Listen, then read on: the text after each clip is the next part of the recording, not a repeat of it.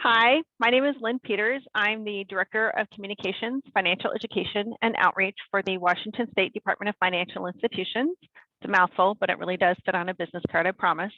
I'm going to talk today about credit and debt management. This is something that is near and dear to my heart. It's one of my biggest issues that I face. Even all the things that I have learned working here at DFI, this is the one thing that I really still struggle with and am currently paying my way out of debt. So you're not alone. I'll start with a disclaimer by saying the comments and opinions that are expressed today by me are solely my opinions, not those of my agency or other folks who work here at the agency. And I cannot give legal advice or financial advice, and we don't recommend or endorse any person, product, or institution. So a little bit about DFI. We're a small agency, small state agency. We license and regulate the financial services industry. So your local banks, credit unions, payday lenders, mortgage brokers, check cashers, money transmitters, financial planners and advisors, some crypto, a little bit of everything. If it has to do with money, we probably license and regulate it. As long as it's the state level, we don't do the big banks like the Wells Fargo and Bank of America. Those are done by the federal regulators. We protect consumers in Washington State by making sure that those financial institutions are operating safely and soundly within the guidelines of the law. And we protect consumers by education, by promoting information and access to education to help people understand that there are laws and rules and regulations that protect them, and to give them access to information that are going to help them make safe and sound financial decisions for their life. DFI.wa.gov is where we ask everybody to sort of start. This is where you can find everything that we're going to talk about today and even more. A lot of folks are looking for financial professionals to work with, and we ask that you check and make sure that they are licensed to do business, that they have a license and are up to date with it so that they're able to do what they say they can do. We find a lot of times some folks are doing things that they have a license for one thing, but they're trying to do another thing. We want to make sure that you're getting safe and sound business. You can file a complaint with someone that you feel has defrauded you or is operating unsafely, unsoundly, or outside of the law. You can find out if we've taken action against anybody here at DFI. Any of our licensees, any of the enforcement actions, they stay up for forever at this point. We do not take them down. Even when a person or organization has completed the time, there will be a notation that says they completed this, they paid their fine, their timeout is up, and they're back in business. It's so that consumers know what might have happened in the past so they can take that into account as they move forward working with professional. We aren't saying don't work with them. We're saying be aware and be informed. So the things that you'll find in that are statements of charges, cease and desist orders. Those are the big ones. Those are somebody did something really bad moment. Fines that might have been placed on them, denial or revocation of license. There's been a few of those. Whether or not we've been able to recover costs from somebody if we felt like they were operating outside of the law or defrauded somebody, whether or not we were able to get money back, and consent orders when they say, yep, we did this, or no, we don't agree to say we did this, but we'll abide by the rule. Lots of information by topic. We have videos, we have things for families, we have things for educators, we have a financial education network you can sign up to join.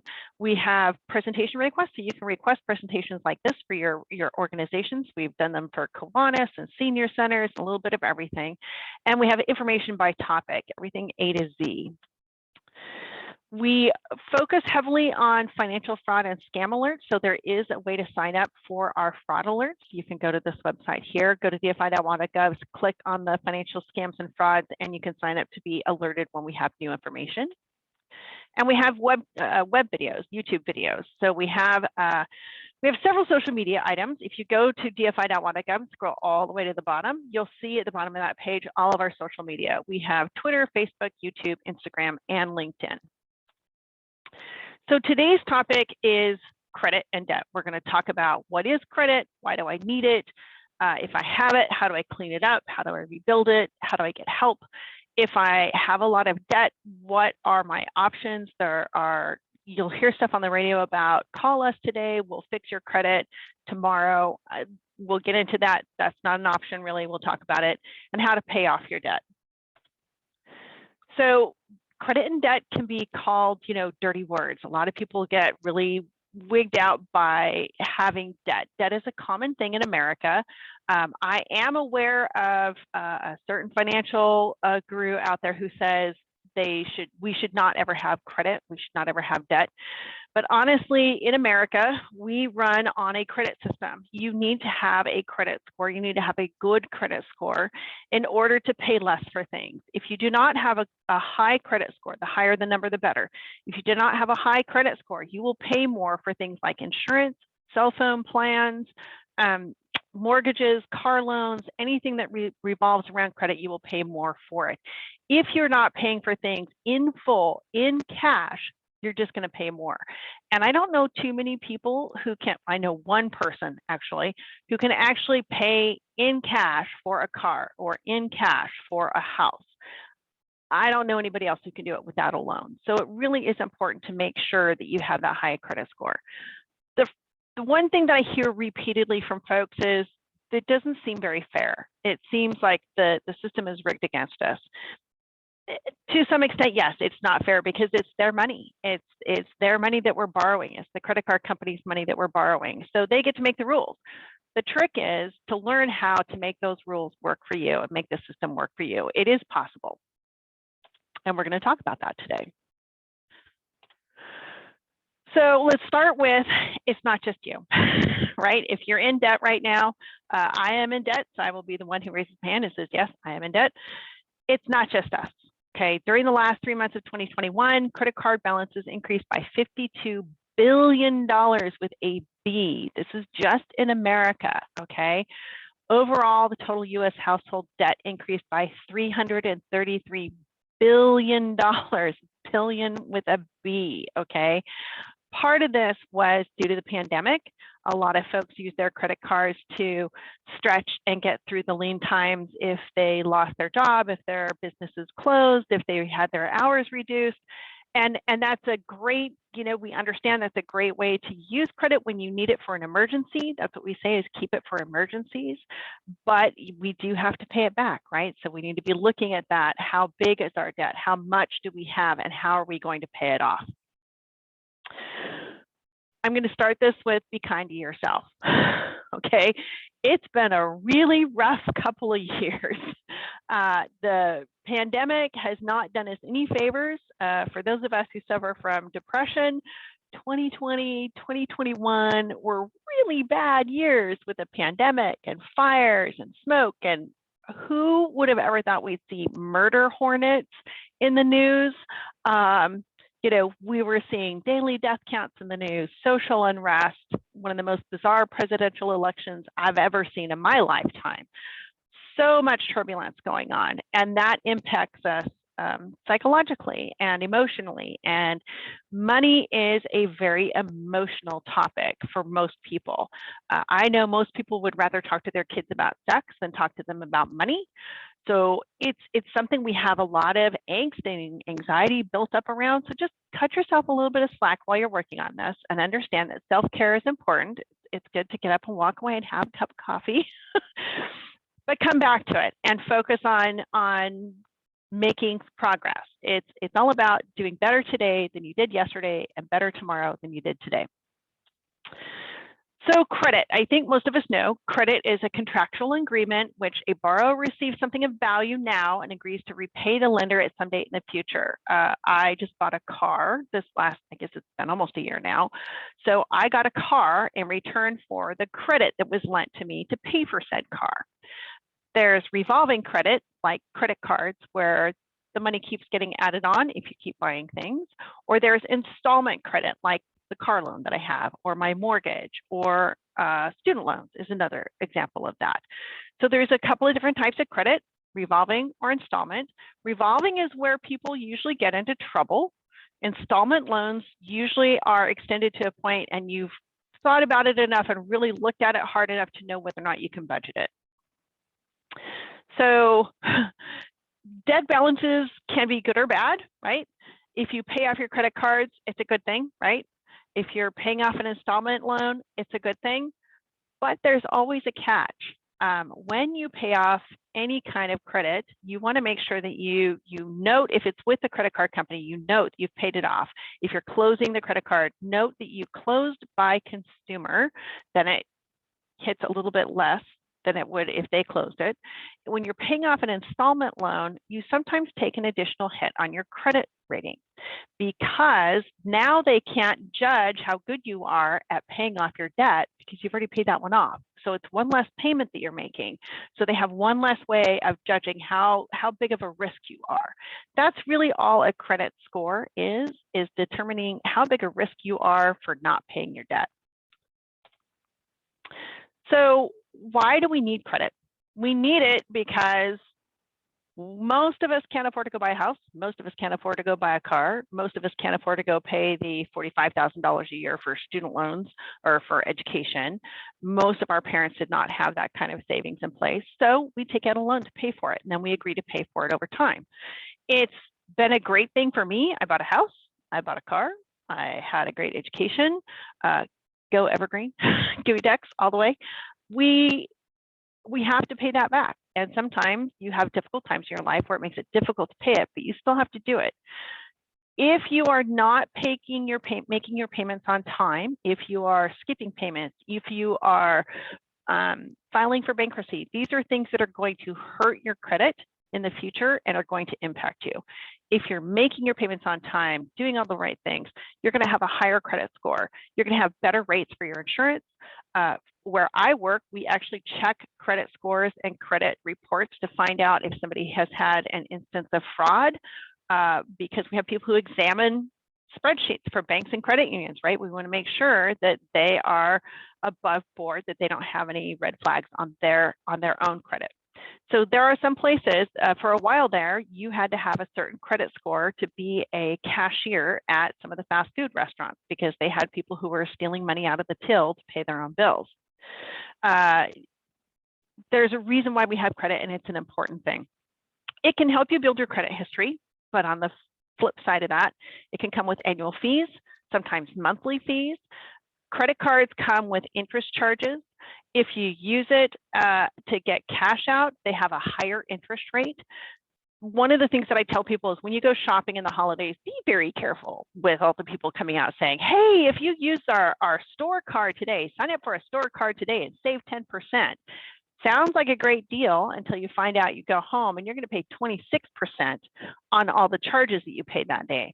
So you're saving 10, adding 26, so you're actually paying an additional 16% if you don't pay off that full balance before the balance is due and they add that interest fee.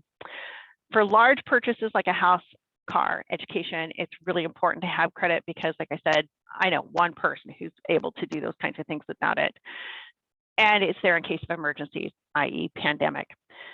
But if you continue to misuse it, if you continue to use it for everything, it can ruin your credit and you can end up having to file for bankruptcy. A lot of times, and they made it very difficult for file for bankruptcy these days. You have to have a really good reason for filing for bankruptcy. You lost your job, you had a medical emergency, you had a natural disaster. Those kinds of things will give you some forgiveness. Otherwise, they will put you back into a debt repayment plan. You're still paying it off. You just now don't get any access to credit until you get that paid off. What you want to look for if you're going to go get a credit card is to make sure, well, and any kind of credit, any kind of loan, you want to look for a low fixed annual percentage rate. So like with my home, I got a 2.99% 30-year fixed rate mortgage because of where I work and what I do, I knew to go find a lender who was ethical, who knew what they were doing, had years of experience, and could kind of watch the market and guess what it was going to do. It is sort of a guessing game. And she locked us in at a great rate. So that was a wonderful thing. We don't have annual fees. Look for credit cards that don't have annual fees. I know somebody who has a credit card that has a $500 a year annual fee, which to me is crazy, but he uses it for work. So he has to buy really expensive pieces of machinery on the last minute. So he may go make a $100,000 purchase one day and it needs to have no limit and a bit of a time to pay it off. So for him, it's worth it. For me, it's not so worth it. Watch out for the teaser rates when you go get a new card, or if you do a balance transfer. Make sure that you're noting what that introductory rate is and when that changes so that you can get your balances paid off. If you've got an introductory low 0% rate, make sure that you pay off your balances before the end of that 0% rate. There is a great website called bankrate.com where you can go compare different types of loans, mortgages, car loans, credit card ratings. It's good for a giggle too. You can go find out what the most expensive credit card is, but then also find ones that work for you. I tell people all the time, use what works for you. Money is like diet and exercise, right? What works for you is probably not going to work for me. What works for me may not work for you. Find a credit card that gives you what you want. For me, it's cash back. At the end of the year, I use my cash back to put back on the credit card to pay the bill. So it works. They're paying themselves basically. But I have family all over the country too. So sometimes it's nice to have a credit card that has points for travel. I know a lot of folks who use the points for travel and then at the end of the year are able to take the whole family on a vacation. Some folks, they get money that goes towards groceries. It all depends on what works for you, what's important to you. The big important thing is making sure you pay your bill on time. Pay the balance off regularly. If not, every month, try to pay it off on a regular basis. And don't use more than 20 to 30% of the limit of the credit card. Once you go past that 25 to 30%, it starts to hurt your credit score. So when my husband lost his job, and I started using the credit card more, I started watching the balance go up and my credit score go down. But I'm not terribly worried about it because I already bought my car and we already bought our house and we're not getting any more credit cards. So we're good for a while. I have time to pay it off. But think about what you're using it for. We talk about using less than 20 to 30%, try to pay it off. Don't accumulate interest. This is how you can win at the credit game, is by paying it off before they can charge you interest. This is how they make a lot of their money. Right now, I'm paying probably $200 a month in interest because my credit card bill is so high, which is why I'm going to start paying that particular card off because I'm paying a lot of interest on it. I don't want to pay out the interest. It adds up really, really fast. You just don't realize how fast it goes.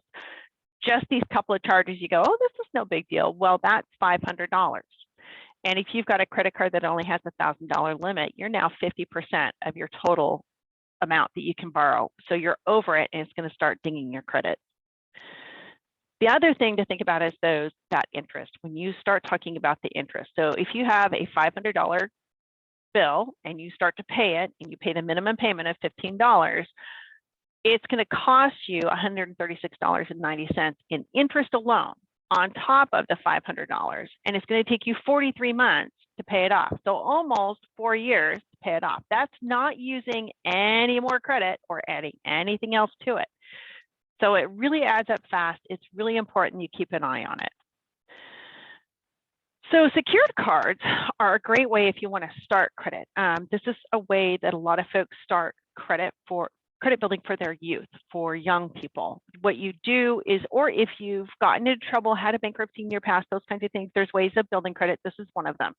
Go to your financial institution, talk to them about getting a secured credit card. You put money down. This is what gives you your balance. That's how much you can use at any given time. You use it, you pay it back. You use it, you pay it back. And you're building credit the whole time. You're not allowed to have any overdrafts. You can't go beyond what you've actually put on it. It's like a prepaid credit card is basically what it is, but it's through your financial institution. And you can only spend what you have. So these actually build your credit, but keep you safe while you're using a credit card because you can only use what you've actually put on it. It should never be used as just like spare cash. If you have the money to use it. So I have mixed feelings about this. I use my credit card for everything because it is, in the end, safer than using your debit card or cash, right? It's a card that I can turn off with my phone if I lose it. Can't do that with cash. I can do that with my debit card, which is good. It's if somebody gets a hold of my credit card number and spends a bunch of money on it, it's not my money that they're spending. It's the credit card companies. If they get a hold of my debit card and spend a whole bunch of money, it is our money.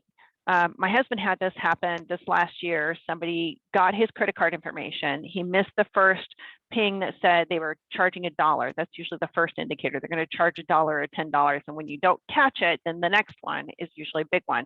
His was a hit for $500 and another one for $600 for crypto.com, which we don't buy crypto. So this was definitely not his. It took 3 weeks to get that squared away. And for that 3 weeks, he did not have access to that $600, which, you know, for a lot of folks, that may not be a big deal. For us, that was a really big deal. That was him not being able to give me money for bills and rent, mortgage, those kinds of things. So that's part of why my credit card bill got bigger, because I had to extend to pay for what he had lost in his debit card. The credit card company will tell you if you catch it within the first 30 days, you're only liable for $50. Usually, sometimes they'll just refund you the whole amount. The catch here is always that fine print, right? Has anybody actually read all 25 pages of the 4-point type? I know I haven't, but in that is a little line that says you must sign your credit card for you to be eligible for those protections. I come from an older generation where I always wrote, please see ID on the backwards. So please see identification.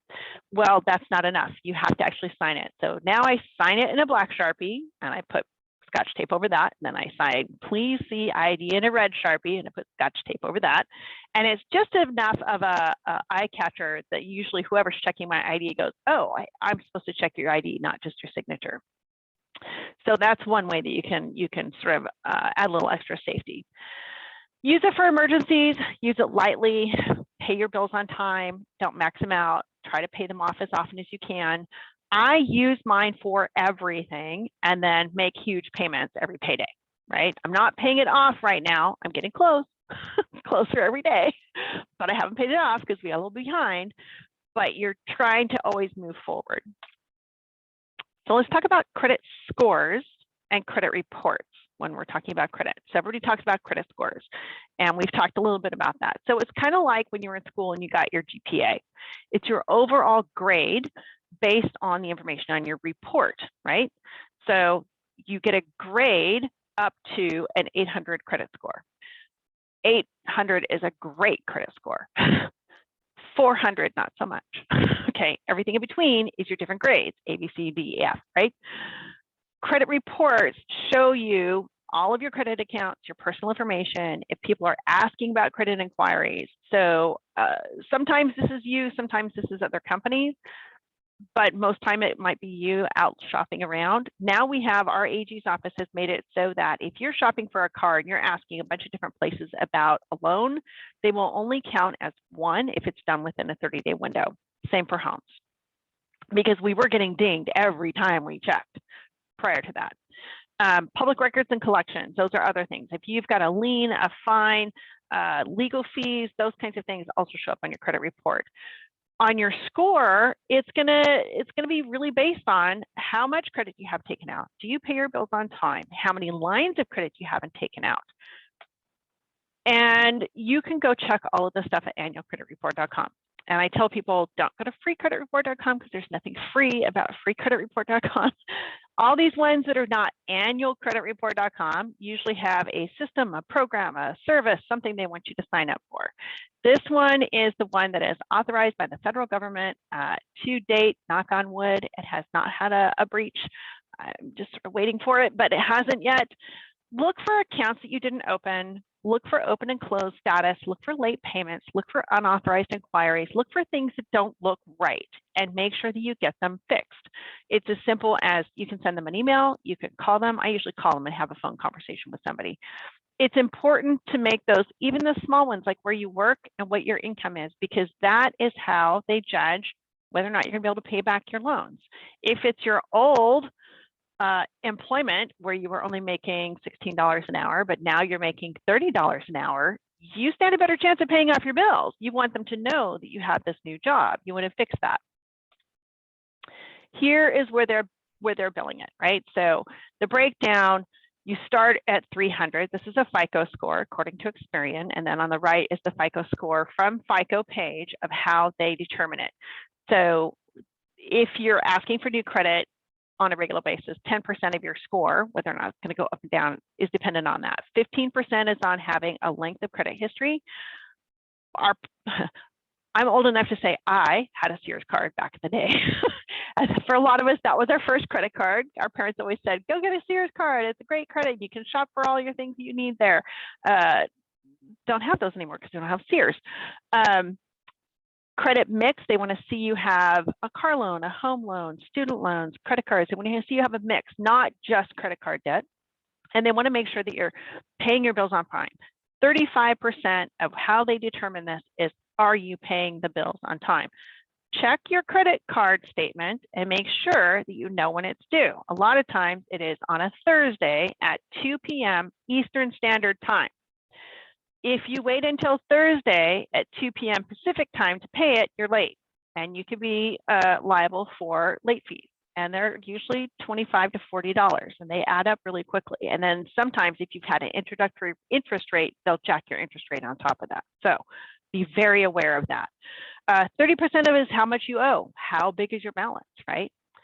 So in my house, we are the credit nerds. We're constantly competing with each other about where we're at. And I was in the exceptional category when we bought our house. And then Home Depot and Lowe's sucked us in, and my credit cards kind of went up a little bit for home projects. Just happened. So I went into the very good. I'm in the 740, 799. Then we bought the car, and then he lost his job, and now I'm actually down to in the good category, which freaks me out. But my husband is back up in his exceptional category again, so we're competing about this. This is a good nerd problem to have in my mind, knowing that we are trying to improve our financial standing. Here's why it's important. When you go to get a mortgage, and I'll use a mortgage as an example because a lot of folks are trying to buy homes right now. When you go to buy a home, you know, this is, and I need to adjust this because $300,000 won't get you much of a house anymore. But this was a few years ago. $9,000 down, 30-year loan, 4% interest rate, right? Sounds great. $1,700 a month estimated monthly payment. That sounds awesome because you had a decent credit score. So you got your 4% interest rate. If your credit score is just a little bit worse, you're in that good but not great category, and you got a 5% interest rate, that changes pretty significantly. You pay another $173 a month, which doesn't sound like much, but it's $2,000 a year, which is $62,000 over the year of the life of the mortgage. I don't know about you, but I could do a lot with $62,000. That's a lot of home improvements. That's a really nice car. That's more than my husband's student loans. Okay, that's a lot of money, and that's just 1% on a home loan. This is why it's so important to make sure that before you go buy a very large purchase, you get that credit score up so you pay lower interest rate. To improve your score, there are no quick fixes. I'm gonna say that loud and proud every time. There are no quick fixes. Anybody who tells you they can fix your credit overnight is lying. In many cases, they are attaching your name to someone else's social security number, which is fraud, and the federal government tends to frown on that, and they will come after you for that if they find out. The only way to fix your credit is to do it day by day. You pay your bills on time. You pay your debt down. You use the credit wisely and lightly, and you check your credit report for errors. It takes time. When you find errors, contact the lender, contact the credit bureau. Put your dispute in writing if you have to. I can do it with a phone call. Usually it'll be fixed overnight, but occasionally they want more documentation. If you have to send anything to them, spend the extra $5 to make sure that it goes USPS in a way that somebody has to sign for it, because you do have to include your social security number with this. So many of us have had our information taken. We don't need it done through the USPS as well. Make sure somebody's got to sign for it and you get something back that tells you who signed for it. We talked about your credit report is like an academic file, what it has in it. it's pretty amazing when you go look at it, the information that's out there. And it's pretty easy for there to be mistakes. One year they counted one of my credit cards twice. So it looked like I had a lot more credit out there than I did. So I got that fixed and my credit score went up about 10 points. Here's the other catch about credit scores. They go down really fast. They go up really slow. It takes a long time to build it back up. It's that making your regular payments. They check it quarterly. It goes down really fast because if they see a huge increase on that time that they check it, they'll automatically ding it. You want to make sure that you're getting your free credit report from each bureau each year. You can get one from each bureau, so you can rotate it, or you can do them all at one time. A lot of folks do it like at the beginning of the year before they do their taxes, so they have a good idea of what they're doing. I tend to sort of do it randomly and sort of all over the place so that I can check it a couple different times of the year and get a good idea of how things are going. I have felt like this person with the empty pockets on more than one occasion, although with women's pants, we don't have pockets all the time. So it's worse than that. I have no pockets. When you're trying to get out of debt, this is again, I'm going to say, be kind to yourself, right? It happens to the best of us. I'm in debt again. I've paid myself out more than once, but I'm there again. Don't increase your balances. I am looking for ways to decrease what we're doing. I am very cautious about my Amazon app now. It's, do I need this? Is this something that has to be purchased for the house? Or is this I'm bored moment? Define your SMART goals: specific, measurable, attainable, realistic, and time measured. So that's how we do budgets, right? Look for ways that you can cut your damage, assess your damage, what's going out. Look at where you're spending your money. Are there places you can reduce that? For my husband and I can tell you exactly where a majority of this money came in the last few months. It was a lot of dinners out. We recently moved my mom into an adult family home, and so when I had her for the weeks and weekends, we would take her out to dinner to really make her feel loved and mushed on before we did this big move for her. So I'll be paying that off for the next summer. Summer's gonna be a little lighter. Assess your damage, keep your eye on the goal. My goal is to pay things off and celebrate your victories, right? So when you do pay a credit card off, have a hooray moment. Go eat that donut, go play with your dogs at the dog park. Do whatever it is that gives you your happy and gives you that boost of endorphins. Don't spend money. Don't put more money on the credit card. Don't make that your success celebration. But invest in your future. You can take money that you have saved. Once you pay off your credit cards, take the money that you were paying on those credit cards and put it into a savings account for something that you want, a big expensive vacation, or if you've got kids, look at paying for their student loans or for their education so they don't have to take out student loans, or set money aside for a car. My stepdad was really smart in that when he paid off his car, he kept putting money that he would have made that payment into his savings account, so that now that his car is kind of worn out and dying and he's ready for a new one, he has almost the full payment in a savings account in order to buy his new car. So there's little tricks. Also look at negotiating rates. You can do it with your credit card companies, but also look at other ways that you can cut some costs. Your TV, internet. We cut cable a long time ago. I am one of those nerds who has an antenna outside my window. I've just decided between that and Netflix and Amazon Prime, I've got plenty. Although I did discover a new thing called Pluto TV, so I'm very excited about that. I like free TV. Free TV is good. I'm one of the biggest cheapskates you're ever going to meet. Cheapskate and paranoid about identity theft. That's me. Look for ways you can reduce your insurance. Talk to your credit card company about reducing your interest rate. Sometimes you can talk to them and say, hey, this interest rate is just really too high. I'm looking at going with another company if I can't get a reduced interest rate. And a lot of times they'll reduce it to keep you. And then think about how you want to pay off your debt. So there's two different ways. There's two different main theories. One is snowball, one is avalanche.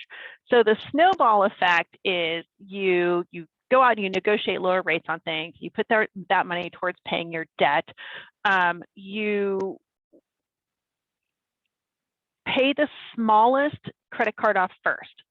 so that you have a success. You feel that rush of adrenaline of like, hey, I paid it off. And you take that money and you pay that onto the next credit card. And you take that money and pay off the next credit card, so that you're slowly growing that snowball of you're paying everything off.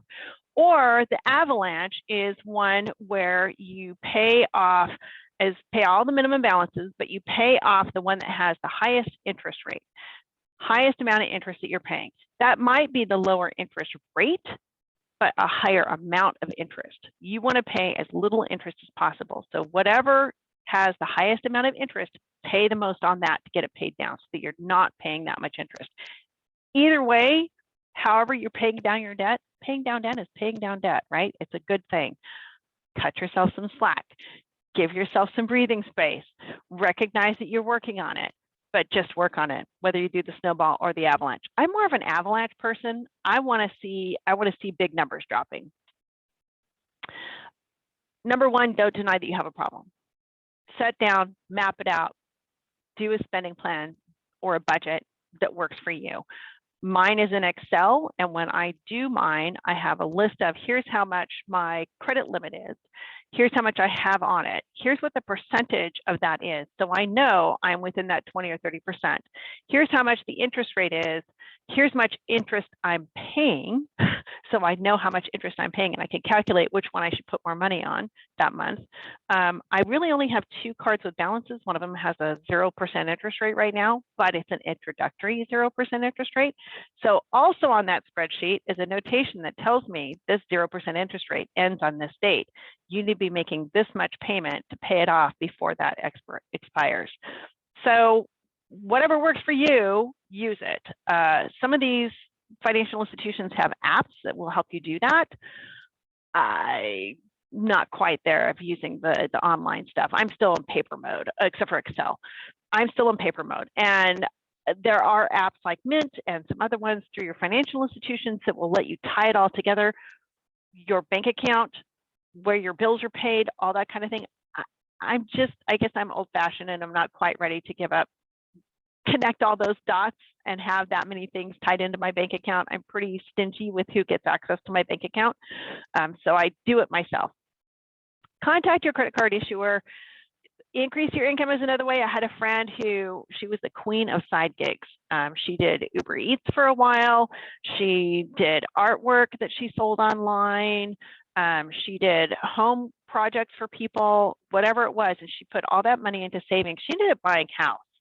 She's now become my money guru that I watch. She's read all the books, she's listened to all the podcasts, and she started investing in real estate. So she bought a duplex that she could move into. She's paying her rent, but receiving mortgage payment from the neighbors, her renters, and then she uses the money to do repairs and then buy another place. So there's all kinds of ways that you can look for ways to make more money. Reduce expenses and stop the leak. That's the biggest one, is making sure that you look for ways that you can cut back. For us, we're going to stop eating out. And the Amazon app is no longer front and center on my phone. That's my leak. You could also work with a licensed professional, nonprofit licensed professional, nfcc.org. I've got a slide in here for that. National Foundation for Certified Credit Counselors. They are a great group of professionals whose their sole focus is helping you and helping you get out of debt. I'm very leery of the for-profit entities that offer to help you with this because they're there to make money, whereas the NFCC, the nonprofit counselors, are there to help you get out of debt. Ask for something in writing before you sign anything. Always read the documentation, no matter how small the print is, read it before you sign it. You never know what you're going to come up against. I was the poster child for what not to do before I started working at DFI at age 40. So I got a late start on things. I worked with a credit organization that said, we'll take care of your credit card. You stop talking to your credit card companies. You send us a monthly payment. We'll take care of it. I found out later that what they had done was they basically negotiated with the credit card to say, well, she can't pay all this, so let's pay less. And they reduced the interest but they closed my account and they considered me a high risk, and the credit card company considered it the same as filing for bankruptcy. So my credit was destroyed for about 4 years because I went with this company. Always ask questions. Don't jump into something you don't fully understand. Already did it, poster child for what not to do. Ask a lot of questions. I didn't ask enough questions. Now that I work here, I ask a lot of questions. I annoy people with my questions. Make sure that you understand what you're getting into. There are different things. There's a difference between a debt management plan and a debt payoff plan. So talk to a counselor about what those are. You can do it yourself by writing your budget, following it, and paying down your bills and really tracking it. It really is just a matter of focusing on it and paying attention to it and doing it in a way that works for you.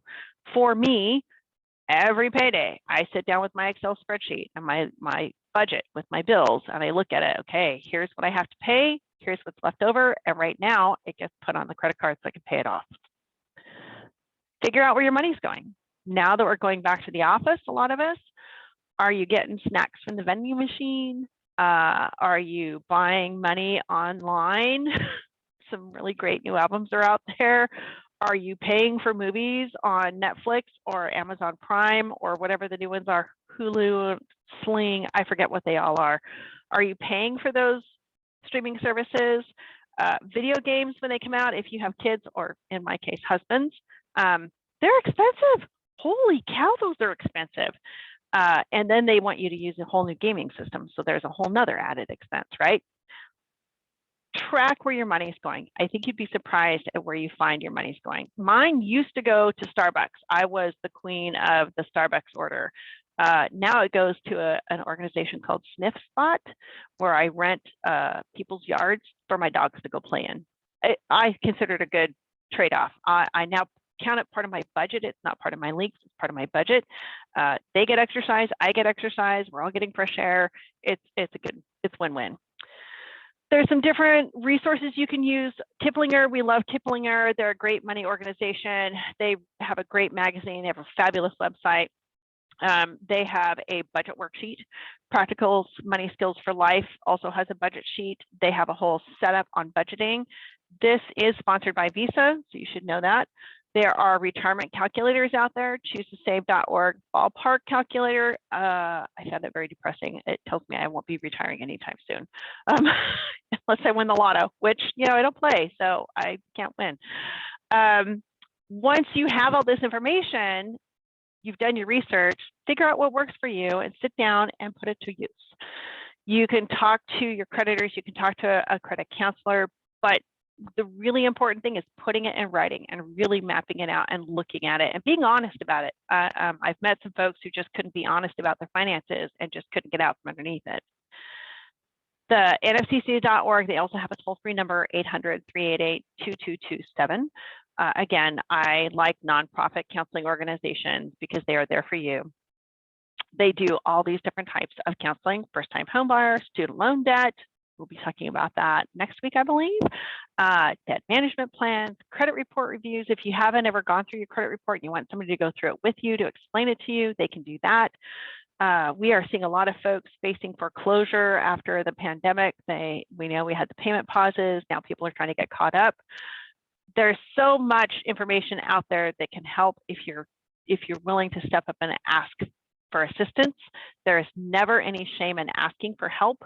I really wish we could get rid of the stigma around money and say, these people are here to help you. We're here to help you. Just please reach out and ask us a question. We are happy to provide information any way that we can, and we're a good connector. We know a lot of organizations that are working all around the state to help people, and that's my goal. My goal is to one day put myself out of a job so that everybody has the information, everybody's doing great things with their money, everybody's got savings accounts and retirement accounts. But I know there's a lot more people who are like me, who are late bloomers, and we're learning as we go. So with that, I will ask if anybody has questions first. I see we have one person on by the name of Nancy. And